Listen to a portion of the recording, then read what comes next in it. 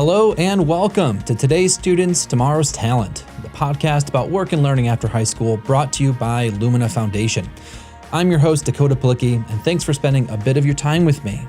You know, our conversation today could not be more timely.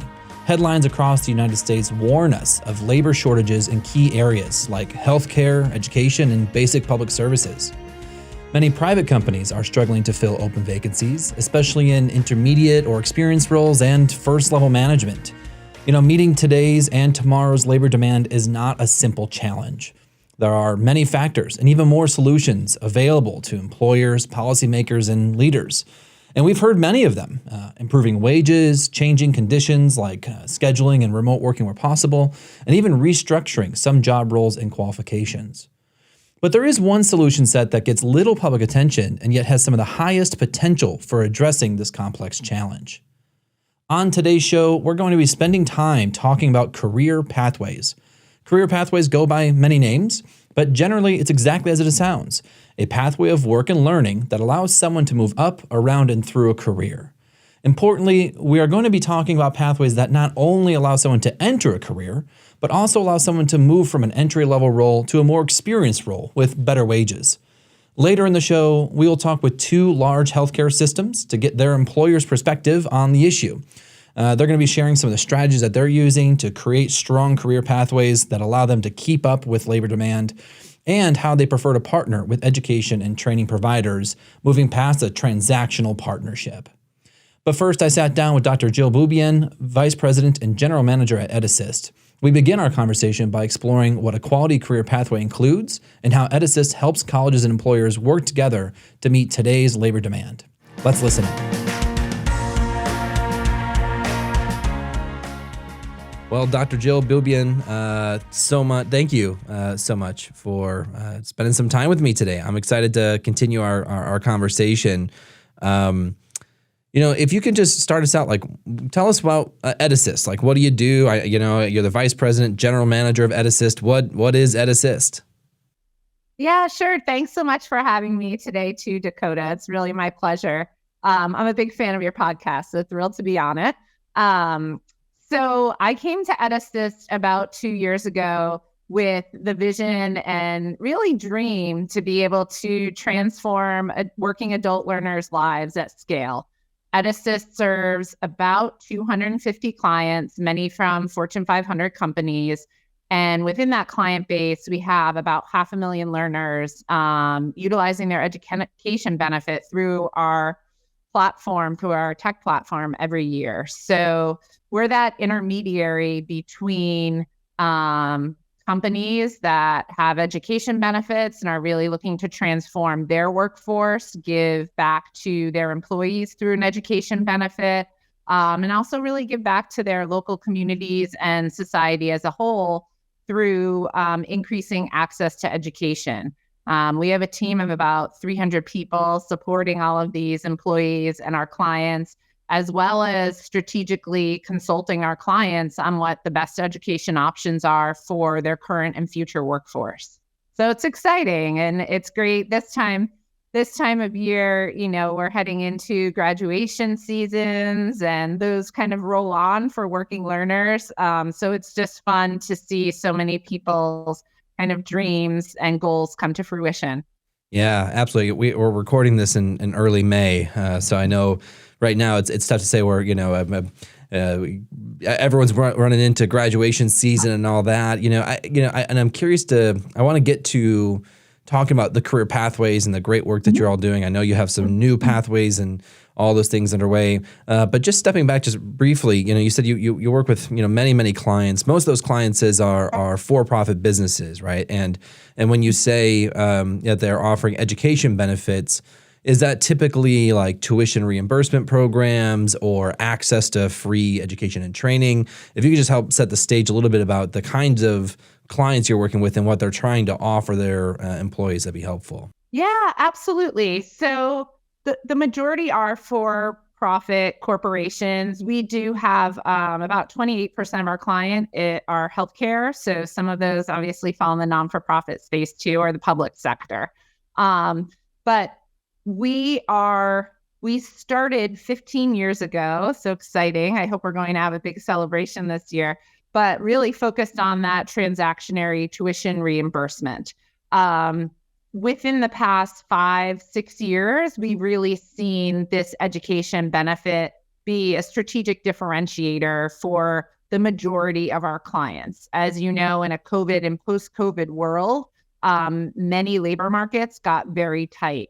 Healthcare, as I mentioned, with such a large client base being in that area, there's always going to be a nursing shortage, right? At least in the near term. So that transactional reimbursement has really changed to strategic no-cost degrees. So meaning offering a workforce no out-of-pocket costs, which increases access to education.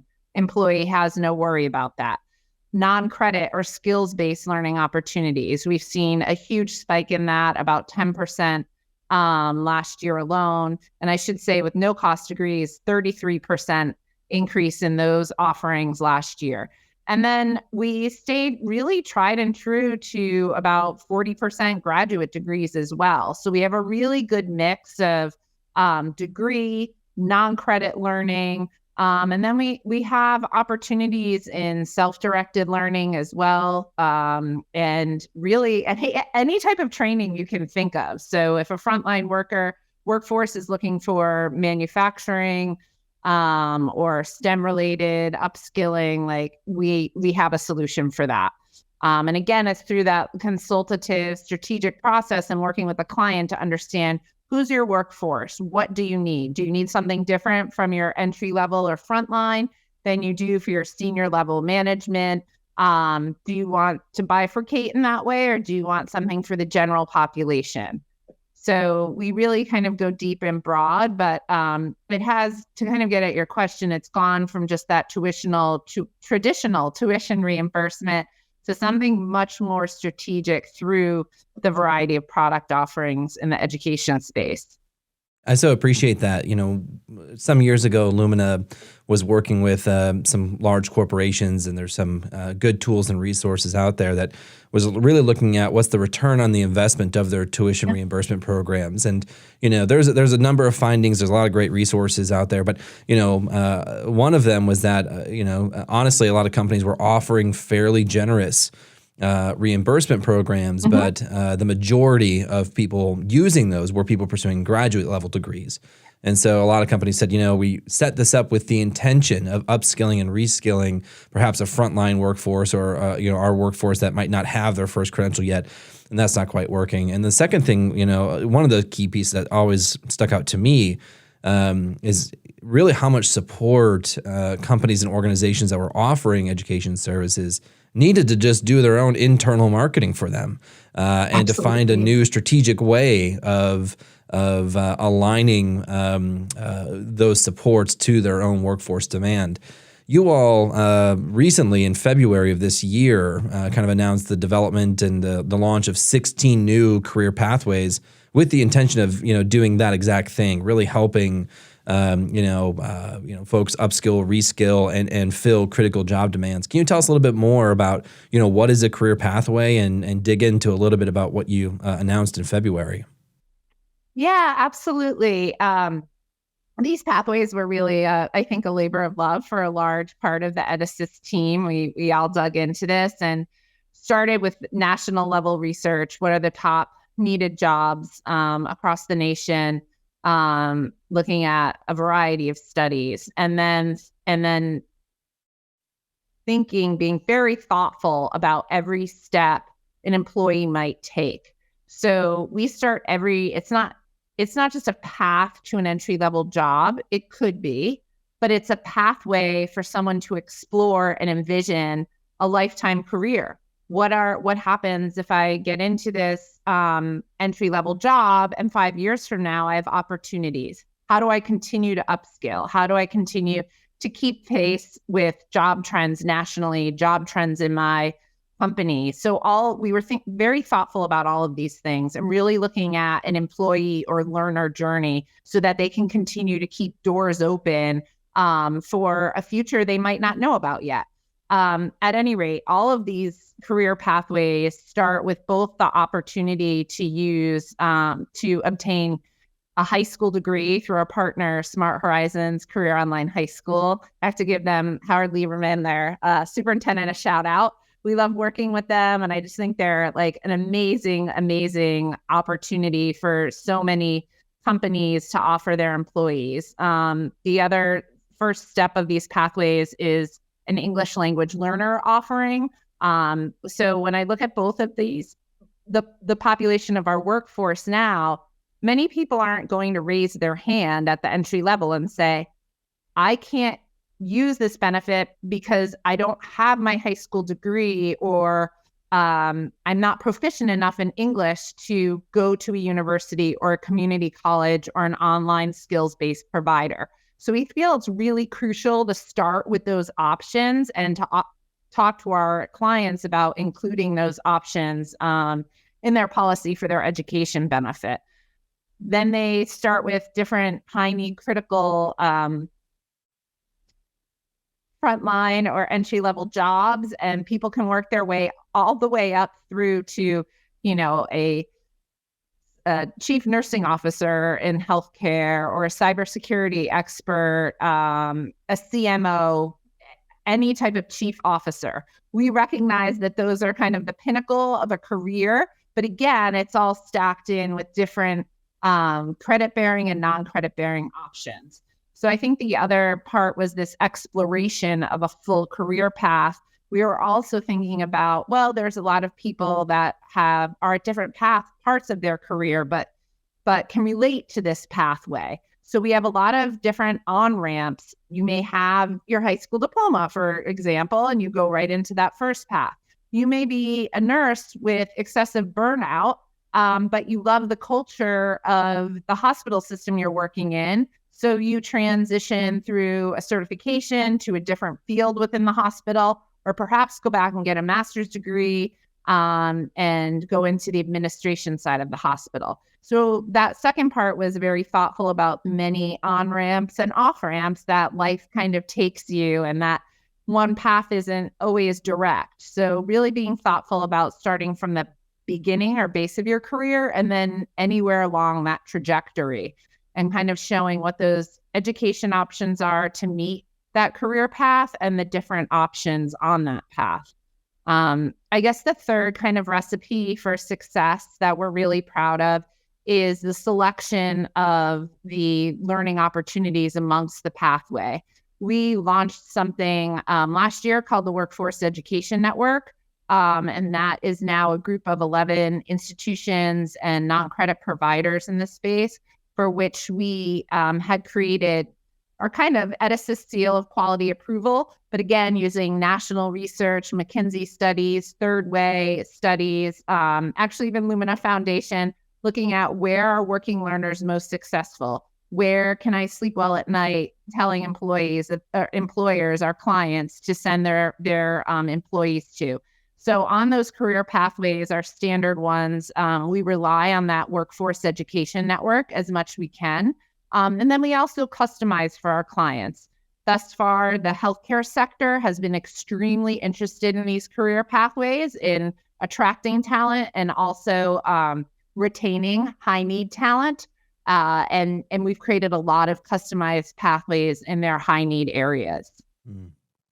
Yeah, I mean, I appreciate how much, how further we are in really kind of setting up the education and working system to better match people's lives. I mean, a lot of what I've just heard you say is, how do we really make sure that businesses and education pathways are created in a way that allow people to enter in when they need to enter in.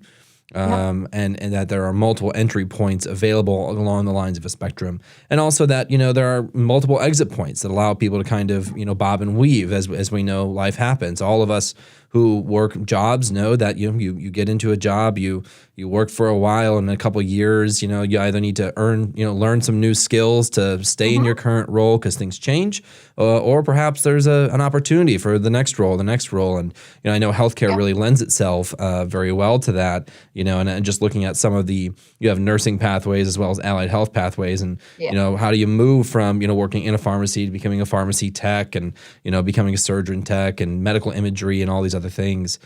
I want to slightly shift a little bit because you mentioned all the work that you're doing with various clients, your network. So you're sitting at this at the center of a lot of conversations, particularly between employers, whether they be for-profit, nonprofit, or the public sector, and education and training providers, higher ed, alternative ed, all sorts of different things. What is what's the gap, I guess? I know I constantly am hearing from people like, oh, employers, they don't want to talk to education people. You education people take too long. And education people are like, employers, they just want to tell us what to teach and get out of here. What is the gap from your perspective? And what are you hearing about how people are successfully bridging that gap? Like it is. That's like the two-headed monster here. And like, how do we solve for that? So it's interesting.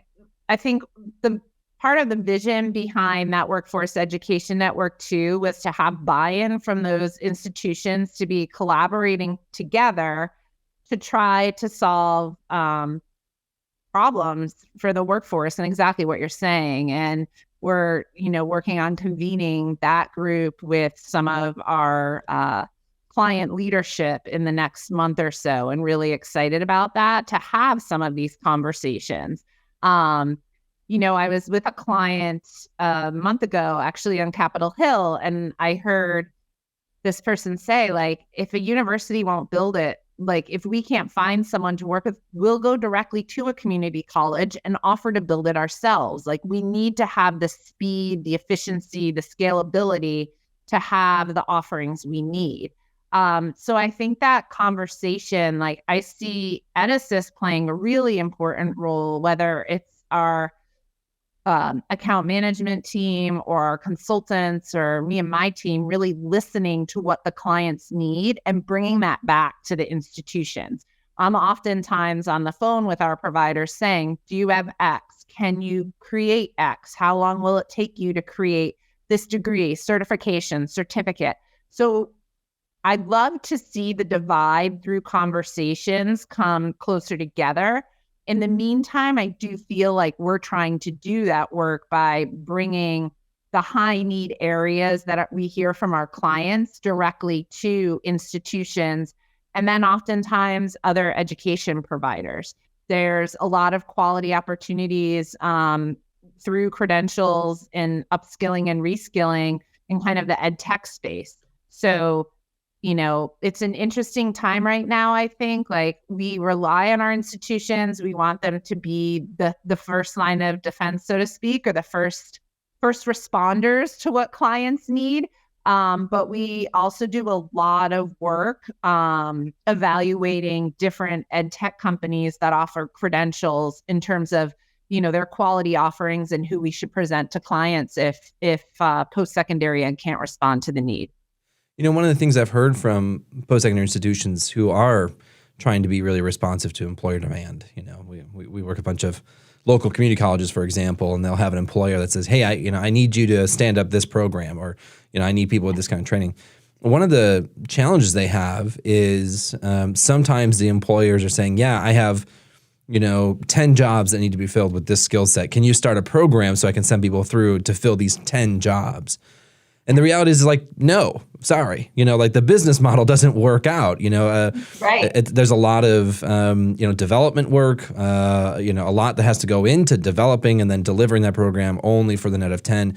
And so I know some colleges have figured out what their own kind of, base minimum number, break even number, if you will, is required. Have you been bumping into that? And is there, I guess, enough room on the employer side to say, yeah, if you can, develop this program that's going to generally serve a couple of hundred or, however many, and that might not include every single thing someone has to learn, we'll finish up the rest. Is that part of the conversation you're having with some employers as well?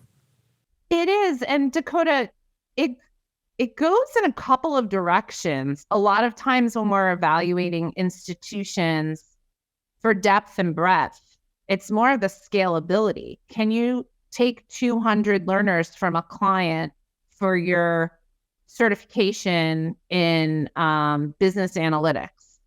And so those are the kind of questions, like with some of our very large clients, like, can you actually handle the demand we might have? And then in terms of we need X, we need Y, we need this individual program, we have some conversations specifically in healthcare. And it's like, can you create this program? There's a high need area. And we do have the conversation around, we need 25 of 30 to start, and you need to show us that you have a pipeline. In healthcare, that's typically not an issue with some of our larger clients. Or is there an opportunity once you have that initial cohort to start this program and pipeline? Can we bring other clients in so that it's not exclusive to you? So we try to get creative in that way. I am very leery and conscious of not trying to build relationships and promise enrollments. I've always seen and I've been in this space for 20 years now, and it just becomes like a very slippery slope. It becomes a much different conversation when you're working with enrollment thresholds. So we try to stay away from that. But when it is a fairly customized program or an ask like that, I think that's where we get into the particulars around, organization X, you've got to guarantee 20 to 20 or 25 to 30, and then think about bringing others in. Yeah, I mean, I guess I'm curious if you think that there's a limitation to scale in some ways. You think about healthcare is a great example because, a lot of the skill sets in healthcare are widely transferable. So if an individual is trained in Texas in a particular healthcare field and they end up moving to some other place, or even within the healthcare industry, maybe out of a hospital environment to a doctor's office or primary care, those skill sets are relatively the same. I think, and so scaled programming can lend itself well in that environment. Sometimes we bump into things like, hey, we need 100 people to be certified as, agricultural heavy equipment maintenance technicians.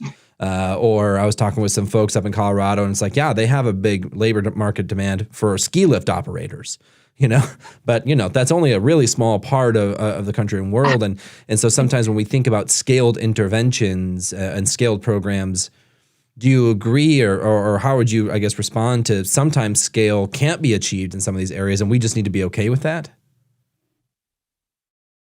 Yeah, I think I'm giggling a little because I literally just had this conversation with a colleague of mine, a team member of mine, about an hour ago with a really niche area that's in the food industry and manufacturing, let's say.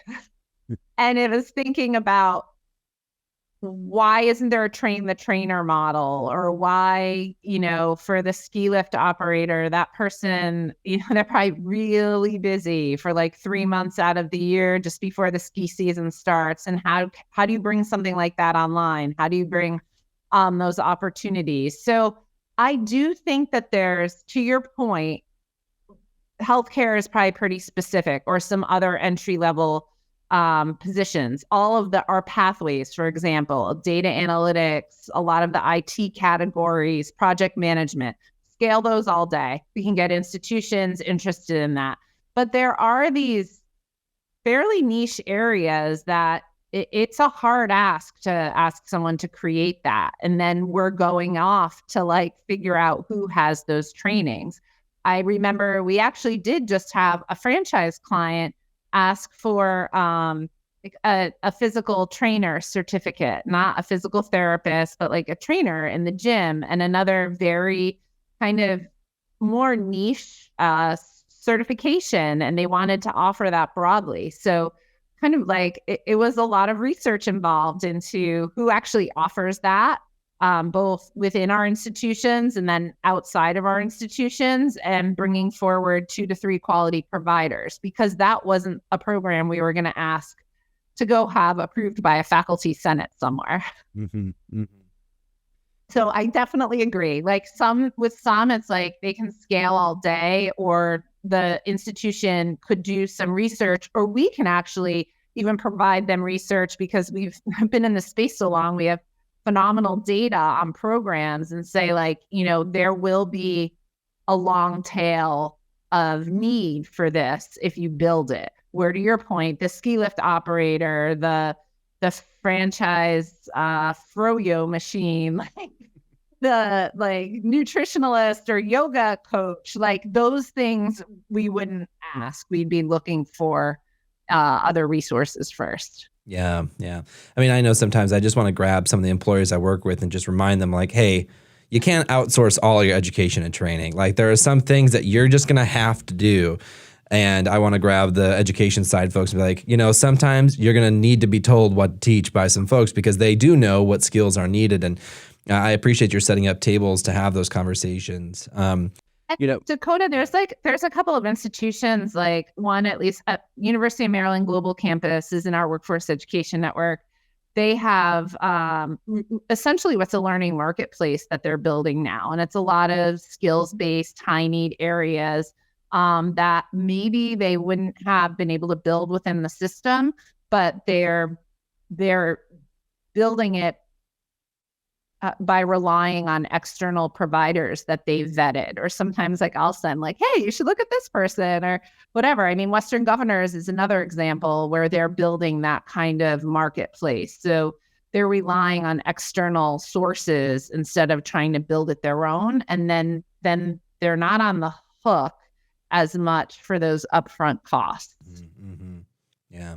It's also, I think, hard to have this conversation without talking about, recognizing prior learning, and in particular, healthcare is a great one, but manufacturing and others, where people do walk in with a lot of education and training under their belt. Some of it's recognized, and what I mean by recognized is sometimes they have a piece of paper from an accredited institution or body that says, yes, I've done, and sometimes it's not recognized yet.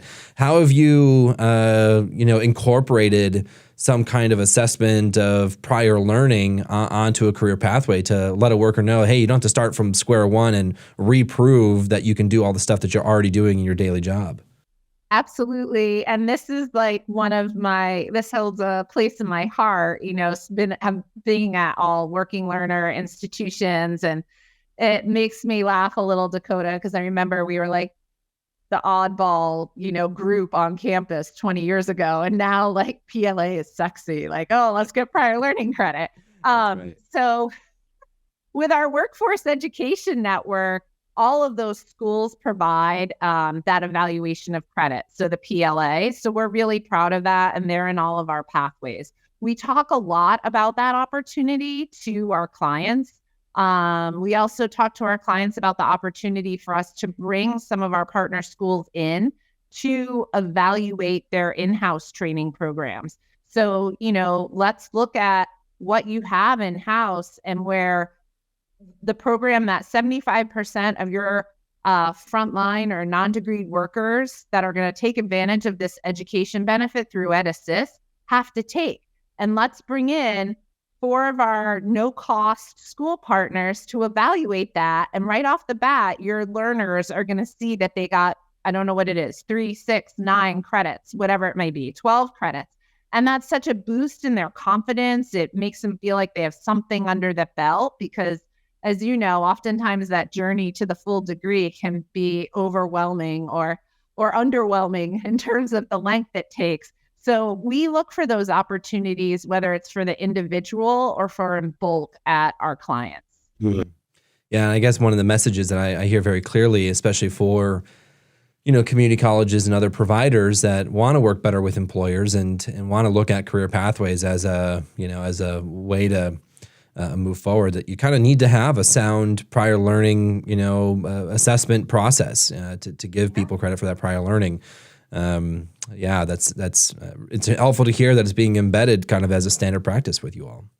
And whether it's in the pathways or it's our individual learner selecting a school, most people don't know that they can get credit for their experience or their knowledge. So by trying to connect them through to those schools that offer that type of learning is invaluable because, right, they're not going to raise their hands and say they have all these experiences or they have different national training certifications that could be equitable to credit.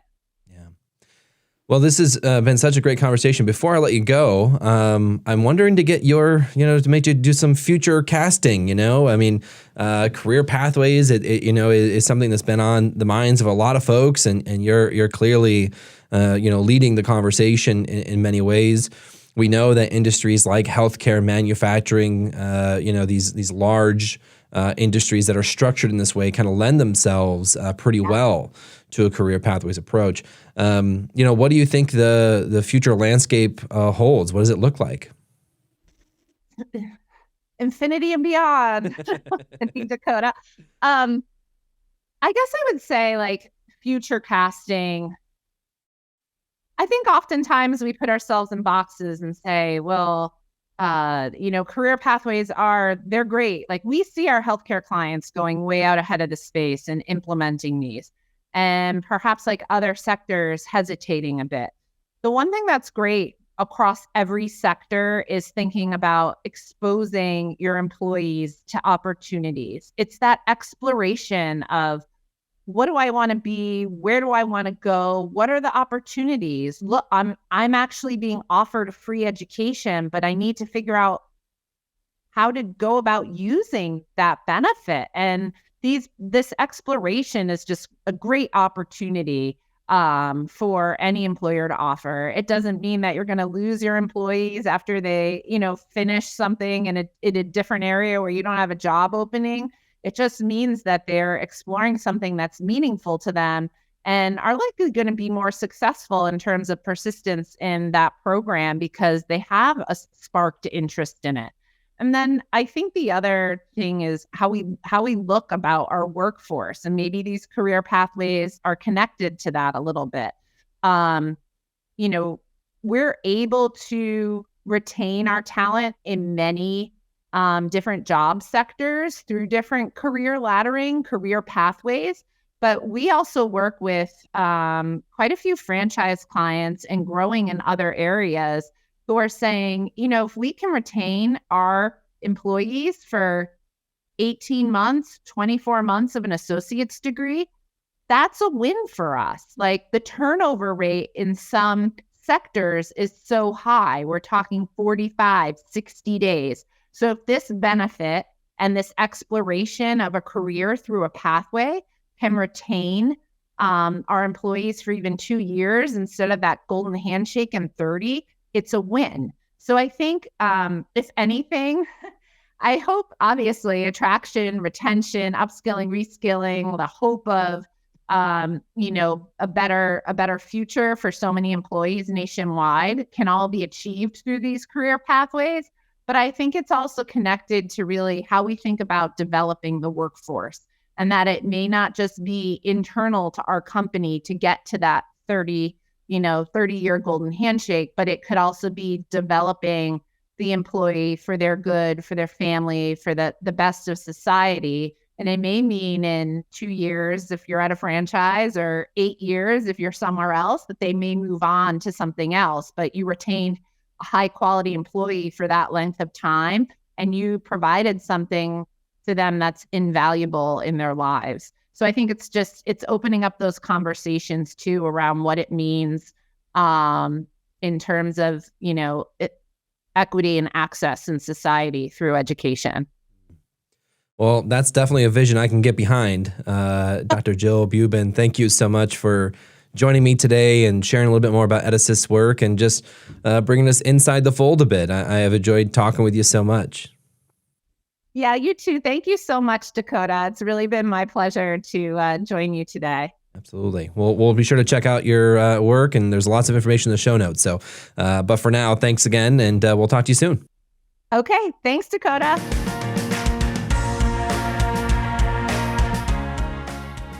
Hey everyone, welcome back. I'm excited to continue our conversation today about career pathways, and we're really grateful. We're joined by two large employers who have been really thinking very in depth about talent acquisition, talent development from a career pathway perspective.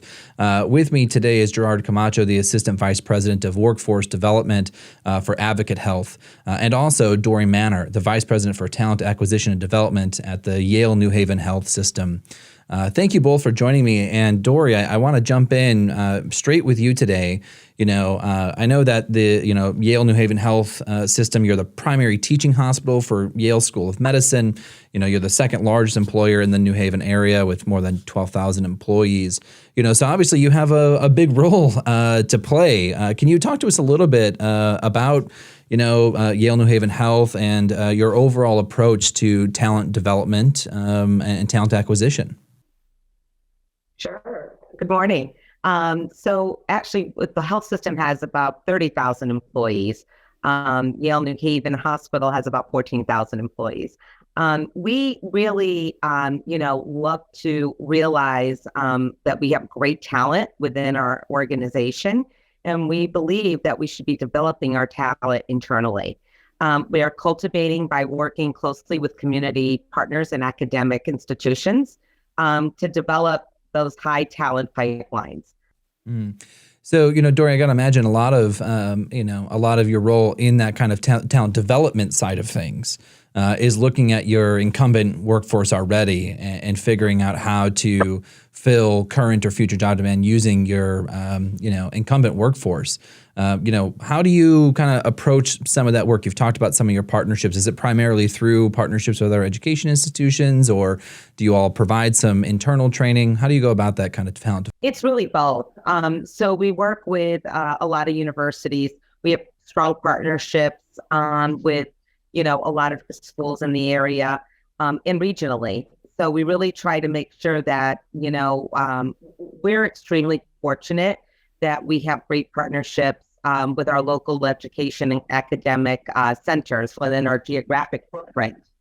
So we also, have, for example, about a year ago, Yale New Haven, we kind of looked at it and said, let's use Yale New Haven forecasting that we have about a shortage of 700 to 900 registered nurses, just like many other academic or healthcare systems.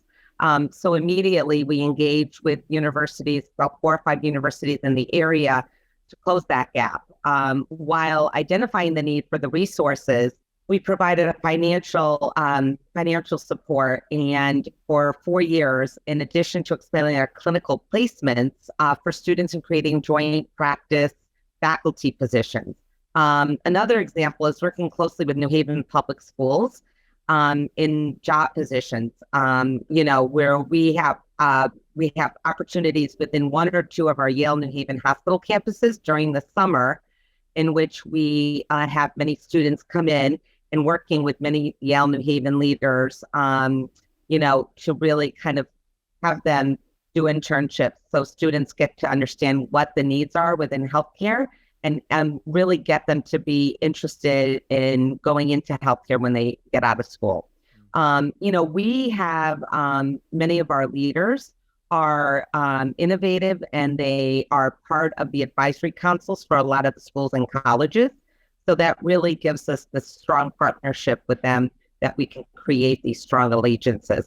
Yeah, that's really helpful to hear. And Gerard, I want to bring you into the conversation. Obviously your title's a little bit different, being workforce development, but I have to imagine you do a lot of the same work. And the Advocate Health System is a fairly large system. Can you tell us, just get us into the context, about Advocate Health and what you do there? Absolutely, and thank you for having us here. Gerard Camacho again, Atrium Advocate Health. I am handling the Southeast region, so I am the AVP of Workforce Strategy here.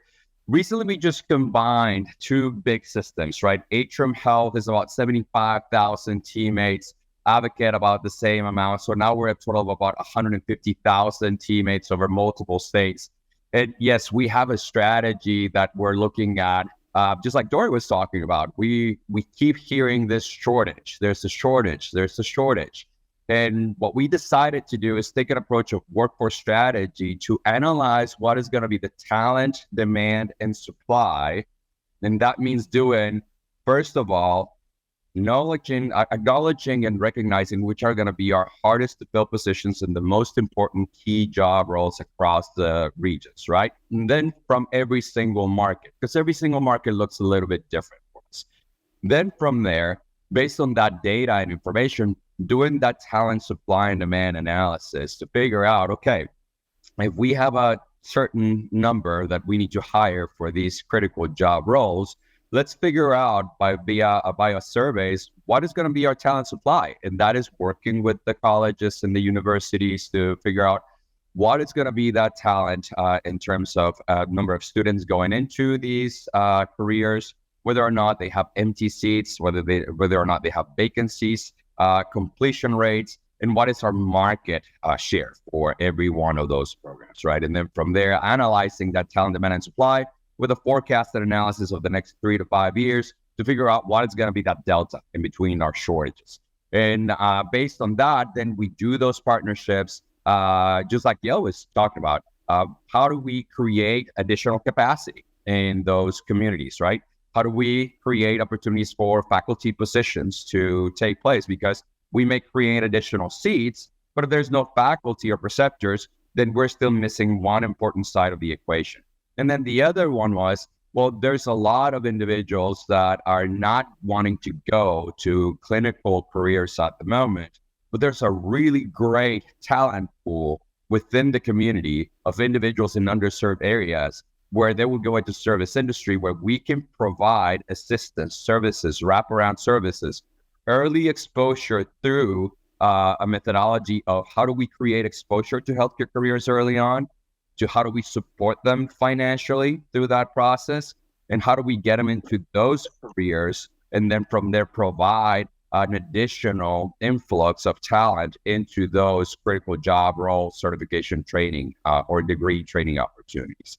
So our strategy has been one of that. We in workforce strategy, we have the talent supply, the talent demand, but we also have the talent that it comes into the organization, the outside in talent, and then we handle the inside of talent. So we're owning everything that has to do with whether it's going to be the summer internships or shadowing and observations, the contracts and affiliation agreements with the universities, our relationships with the community partners or with the government itself to create those talent pipelines and to talk about talent needs. And then internally, we owned pieces of career coaching, the learning skill sets, competencies, the job architecture, tuition reimbursement, loan forgiveness, all that.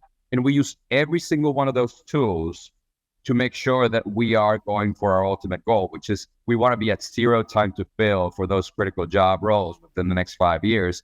And that means building a talent supply for our critical job roles from those areas of need into the colleges and then investing in the community.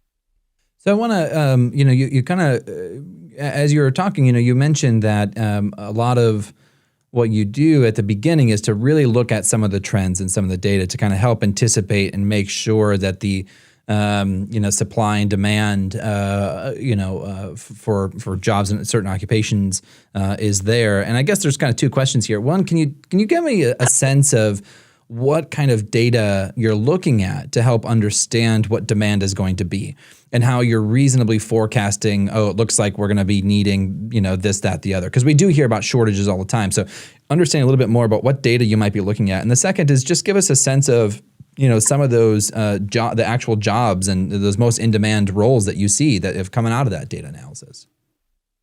Absolutely. We're lucky enough to work with an amazing team, and we have a talent analytics team that is doing this, and it's workforce analytics. And we are looking at churn, and then from there, predictive models of whether there's going to be an expansion, whether there's going to be, retirement, are we going to increase in our facilities based on, patient needs in the community.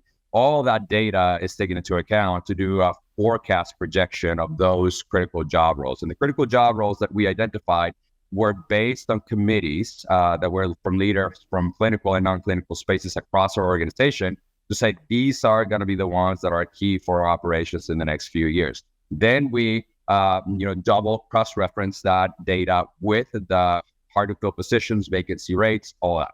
And then from there, we define these are going to be our top 7. So we're looking at CMA, which is a medical assistant, nurse aide.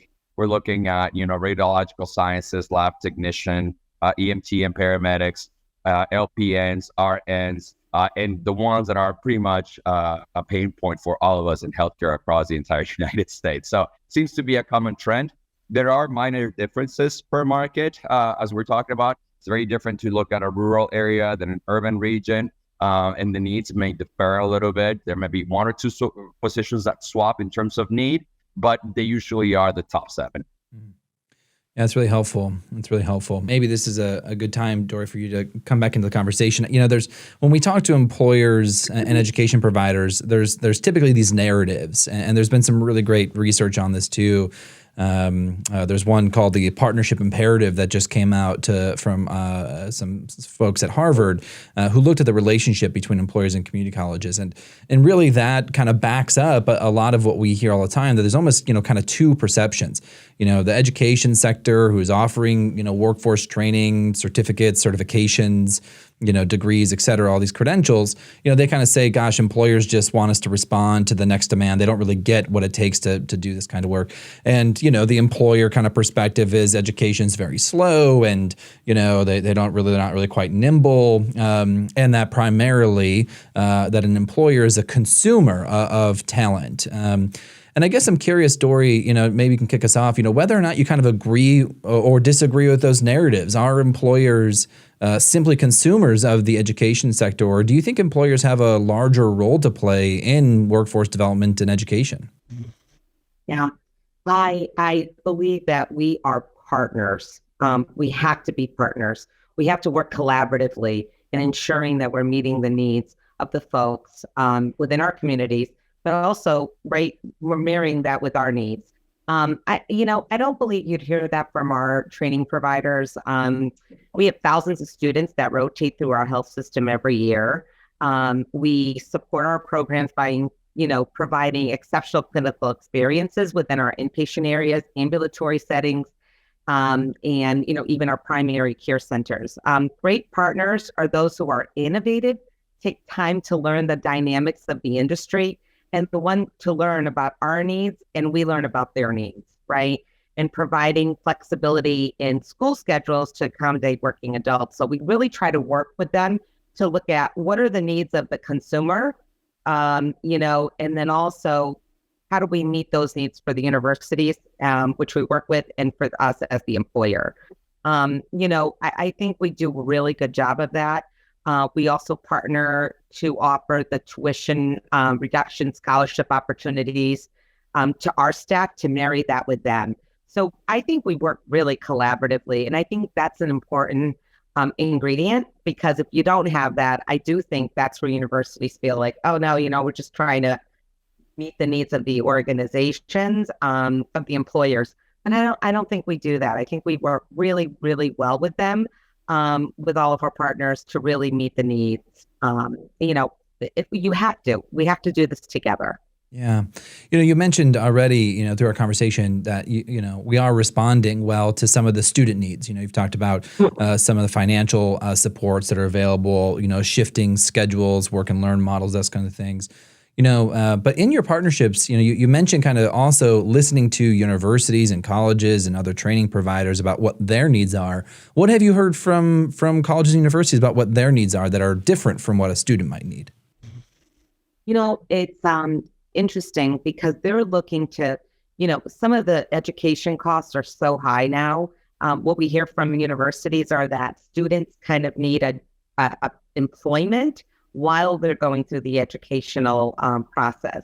So we really try to work collaboratively with the universities, which, serve our folks within our communities, to really provide them with part-time employment while they're going to school, so they can earn, a great wage while they're going to school, get the experience of working at our hospitals and ambulatory settings. And then also, they can take advantage, if they work part-time, tuition reimbursement. So it's a win-win. And the universities are really asking us for that partnership. They want to offer that to their students, and we really are partnering with them to say, here's some positions, may not be in their major at this time, but it's, maybe it's a part-time position within food service, but really they get to know the organization, or, as a care associate, and they get the experience and they get to understand, us as an employer. And it really is a win-win. So universities are asking us for those kinds of partnerships. Yeah, that's such a great example. We talked with one learner on episode 36, actually, who was similar. She was trying to get into a healthcare field, but needed to get her GED first, and then, this other thing. And her current employer had said, no, I'm not going to work with your schedule. And so she ended up leaving that job and entering into a work and learn model with the healthcare provider that she was hoping to get the job. So I think work and learn models are so important. It's great to hear you talk about some of those things. Yeah, Gerard, I guess, I want to bring you into, kind of same question. Earlier you were talking about wraparound services. So I have to assume that you also see your role as an employer as more than just a consumer of what education sector provides. Is that accurate? That is very accurate, and our executive team and our board are really committed to all this. And how do we impact lives? Not only how do we satisfy our talent supply needs, but how do we make a meaningful impact within our communities? So I agree 100% with Dory in terms of our relationship with the community colleges and with the universities are imperative. We tend to drive, and we're finding ourselves a little bit more connected to the boards and even to legislature to talk about those talent needs and say, okay, this is what we need to develop. And we have urged some organizations and academic systems to create new programs that we may need. For example, surgical technology was one that was not available within our region for a while until we had conversations with their leadership, and we started creating now those programs and say, you know what? We may not need a lot of, this individuals here within this new area of study, but we actually do need some of those more traditional roles that are not there, and we need to shift around. So in terms of having that communication between talent demand and supply, we are able to influence curriculum design and programming, and I think that's an important role of the employer. But yeah, you're absolutely right. In terms of how do we then allow access for individuals to come in from the community and actually get into those certification training programs when they need to be providers at home, or they may have to be, contributors to the family household income. Or it may be that they're, early young adults that are parents and that may have a plethora of needs, right? So we look at the individual from that career coaching starting point. They're assigned a career coach, and their sole job is to identify those areas of need. What we're talking about here is going to be Maslow hierarchy of needs in terms of basic needs. If they do not have housing security, food security, transportation, then that self-realization piece cannot take place, right? Because there's some more imperative things that they need to take care of before they can actually go for that certification training. So yeah, that piece of providing them with an opportunity to enter the organization and earn a wage, get benefits, and then from there also the wraparound services that they need in terms of lift passes for transportation, should they be lacking in terms of transportation availability, food security, housing security, how do we connect them with those pieces? Those are part of our model that we do in workforce to create that one source for identifying needs and addressing those needs as the individual is progressing through their development to fill those talent roles that we have open, right? And create that pipeline into the organization. I want to shift to talking about those pipelines because, I think healthcare in a way, in comparison to other industries, is a perfect one for these conversations because so many of the skills and the competencies that someone has to have for an entry-level position in healthcare, you also require those for later, mid-senior level positions in healthcare as well as you progress through it. It's a great example of how you can take some competencies, add some new competencies, and really create these stackable pathways. And yet we have a lot of shortages. And I know I'm constantly looking at education programs that are designed to be, quick credential programs to get you into one of those first kind of credentials, one of those first entry levels, a certified nurse assistant, a CNA. But then we also know that there are, there are gaps. There are not enough people who are LPNs. There are not enough people who are surgical techs. There are not enough people who are lab techs. And so I guess I'm curious to get your perspective, and Gerard, we'll stick with you here, on where do you see some of the breakdowns happening of career pathways? If someone does, get I'm looking at one particular chart here, they're a licensed phlebotomist and they want to move up to be a lab tech. Is there actually a real pathway there, or is that a missing part? Where are the gaps in some of the career pathways that we have? That's a great question. One of the things that we've seen on our side is that there is that assumption that people know how to continue to grow within the organization, what skills and competencies they need to develop to get there, right? And that leaders will also help individuals get there. That is not necessarily true. And what we've done is that we've created those career ladders and then posted them for individuals to know, hey, this could be my next move. But that's where organizations finish. And that's not enough information for individuals that are working perhaps 2 jobs to contribute again to the family household income to figure out all these things on their own. They may not have the time and the resources or the know-how. So what we have done and what we wanted to create and what we're in the process of creating is a job architecture design where it takes every single job role and then every skill and competency that you have, and then looking at that wheel of opportunity based on that next job role that you want to obtain, matching those skills and competencies and experiences and learning with what you have, and then saying, okay, you're 66% there, and these are the items that you're missing, right, in terms of skills, competencies, certification. And by the way, this is how you obtain it, right? This is your LMS. This is where we partner with learning and development. These are going to be your core competencies. There could be a team of teams, project that you need to be exposed to. This is a shadowing and observation opportunity that you can go and obtain. And also, here's the link to the colleges and the programs that we're partnered with that would help you get that certification training and where you can guarantee your clinicals within the organization. And if you need additional resources, this is a tuition assistance piece. This is how you fill out the information. And then the organization will pay up front for your education while you're going to school, right?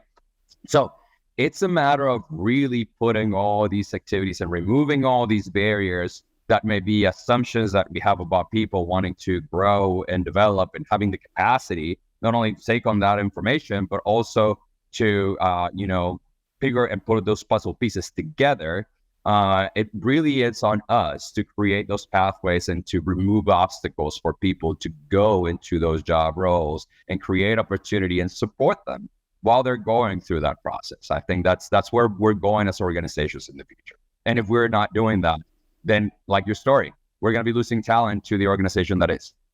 Yeah, I so appreciate that. It's not enough for us just to communicate a potential pathway and, put a poster in the break room. Like, we really have to go a little bit further and further beyond. You've already talked about offering supports and these developing deep partnerships, but then also making the information more accessible to folks within your system to really understand how it all fits together, to kind of reduce the burden on someone to have to try to navigate. Dory, kind of same question for you. Are you noticing, as you look at kind of talent demand, a breakdown in career pathways? Are we putting, are there too many programs and systems to get folks into entry-level positions and not enough to get them through kind of healthcare positions, or do you have a different perspective on it? So we have started a career pathways events that we hold them every quarter at all of our delivery networks and all of our hospitals and ambulatory. It's accessible to all employees. And what we do is we have an inventory of videos of a day in the life of different positions in which we have high needs. So surgical techs, RNs, radiology, you name it. And then what we've done is we have these career pathway events where all of these employees come down and they really walk through a day in the life, and it's called Navigate Your Journey. And we talk about those career pathways. And you have an opportunity then to work with a coach from our tuition reimbursement organization that we work with. And we have done videos on how to move into the next role, and then how to partner with our tuition reimbursement provider, and then also what schools to work with. So we really set that path for them. So you come into our organization, if you want to be a CNA, you come in, you're a care associate, you want to become a radiology tech, we'll work with you to make sure that you have all of those career pathways lined up for you. And we really work with you along the way and hold your hand to say, if this is an opportunity that you want, we're going to work with you to ensure that you get there. Everyone has different needs. Some folks want to go and do a 6-week program somewhere. Some folks want to do a 2-year program. Some folks want to go 4 years and get a bachelor's. We really try to meet folks where they're at and where they want to go. So this has worked. This is new for us this year. And I'm actually, we are in the midst of hiring a career pathways person. So under my scope, I have talent acquisition, bringing folks in, and I also have talent development, which is our learning and development and career coaching. So we tie everything together. And then once you're there, we help you find the job that you're looking for. So it's really marrying all of those components and working with our universities. This has been very successful for us. It's new to us, and we're on that journey right now. I would like to build on Dory's comment really quick. I mean, that's absolutely key and critical. Connecting workforce development with talent acquisition to make sure that there's a warm handoff for those job opportunities, and creating that culture of whenever identifying the people that are going through those programs. Once they're getting close and ready, there's a master list that lives within talent acquisition that they know to get talent and put them in contact with leaders that are hiring in those things.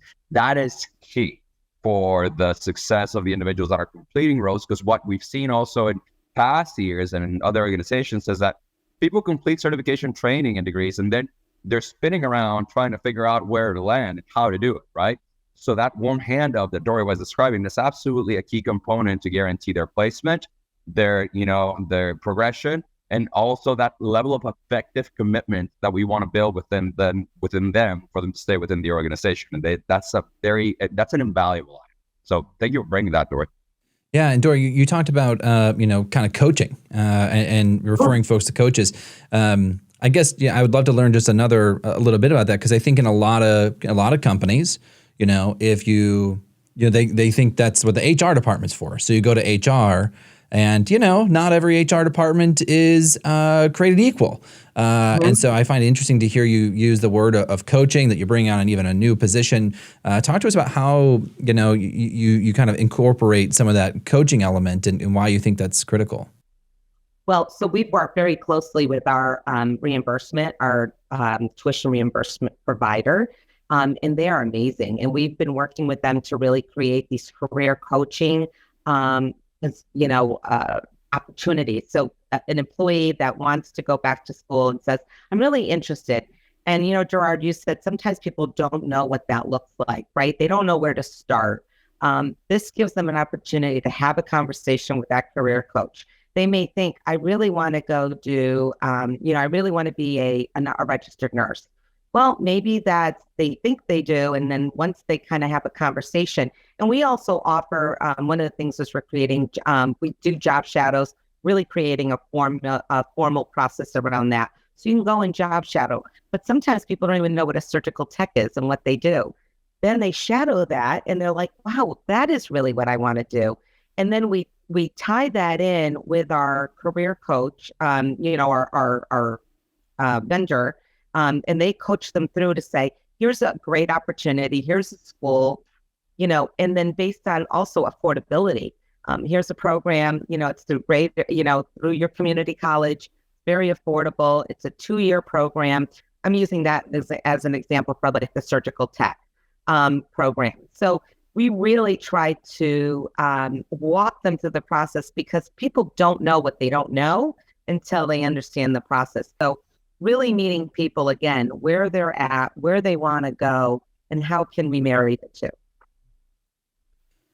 So I guess, before I let you both take off today, we've covered a lot of ground. I mean, you've talked about the importance of partnerships with colleges, universities, training providers, tuition reimbursement providers, other entities, to make sure that your, kind of talent development work as well as your talent acquisition work is kind of, really working. And we have that good marriage. We've talked about the importance of good and accurate data to understand the talent pipelines, as well as providing all sorts of kind of wraparound services, obviously financial support, but we also touched on structured schedules and coaching and early exposure opportunities.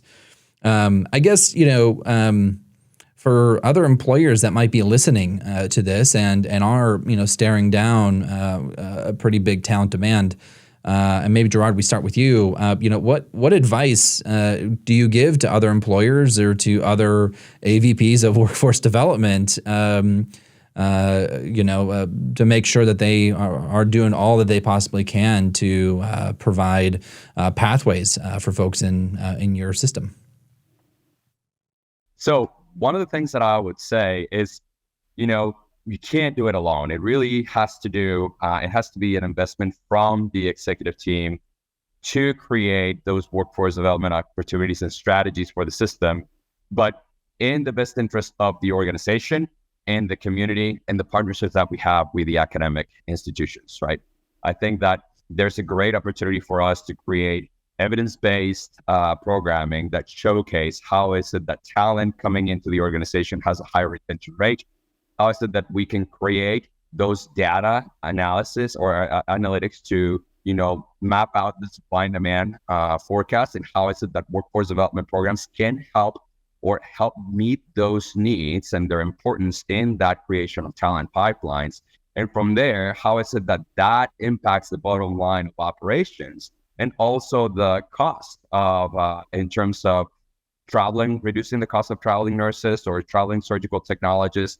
I think that there's a good opportunity for us to start looking at workforce development in terms of a tool that helps increase the profitability on the side, but also creates a community impact on the other to create those pathways and be that bridge in between community and the organizational talent needs. So I think that what I would say is make sure that we understand the talent demand and supply sides of our organizations.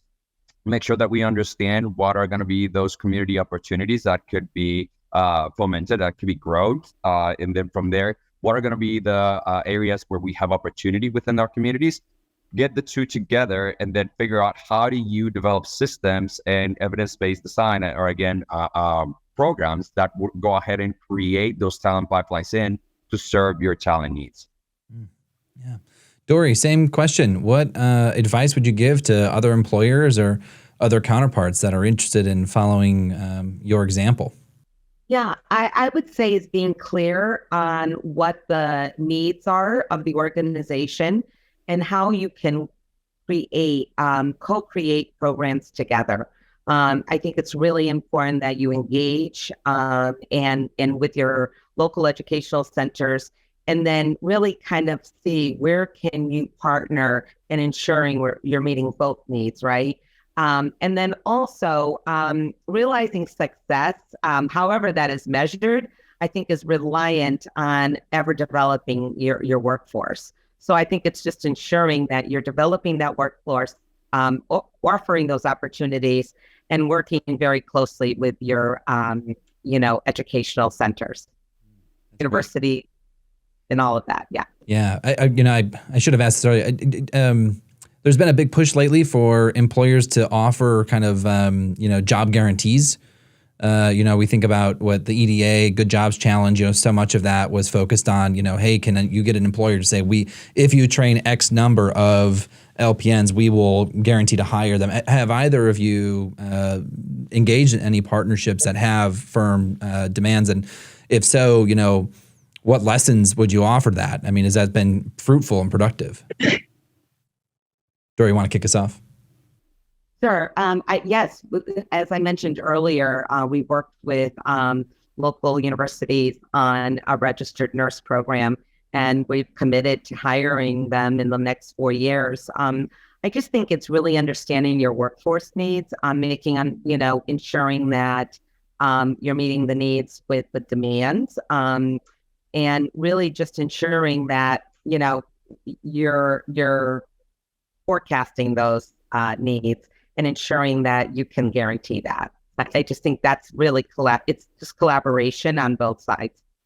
Gerard, same question. Have you done any work around, actual job, kind of guarantees for folks that are coming out of certain education training programs? So we have, and it looks very different for different markets, right? In Georgia, we have just signed a contract with a university that says that we will guarantee their placement, and there's going to be a certain or a significant investment that the organization is making into their academic, programs. And then from there, we guarantee their placement, and also we're committed to their hiring, right? In other markets, we've done, in collaboration with nursing and talent acquisition, work on how do we create a nursing scholar program where we say, okay, we're going to give nursing students the opportunity to come and work for us 8 hours per pay period, give them all the benefits, and then pay for their education with the commitment to hire them at the end of that process, right? At the same time, we're building in there, as they're receiving the tuition reimbursement dollars, they're committed to staying with us for a certain period of time. So we've done different strategies in different markets based on whatever needs we have, whether it's going to be investment in that, academic institution, or it's going to be direct investment in the students themselves, whether it's going to be employment opportunities that allow for individuals to come in. We do have guarantees for their placement and commitment to their hiring. We haven't gotten to the point that we say we're going to hire 80% of your, students, right? Because it's an at-will kind of employment, and we want to make sure that we also do retain the best talent. But for example, in some academic institutions, whenever we are looking at our market share and where we're doing that analysis, we're seeing that we're hiring about 80 to 90% of their students as they're graduating. So that commitment to their clinical placements comes first, and then the commitment to their hiring without committing to actual numbers or percentage rates comes after. And then we change one thing or two in terms of how we're engaging with those universities across markets. Okay, helpful. Thank you. Well, Dory, Gerard, thank you both so much for joining me today, joining us in the conversation, and sharing a little bit more about how you all are thinking about career pathways. We'll be sure to put some information about the work that you're doing in our show notes, and I hope folks go and check out the great work that you're doing and learn from your example. Thanks so much for joining us today.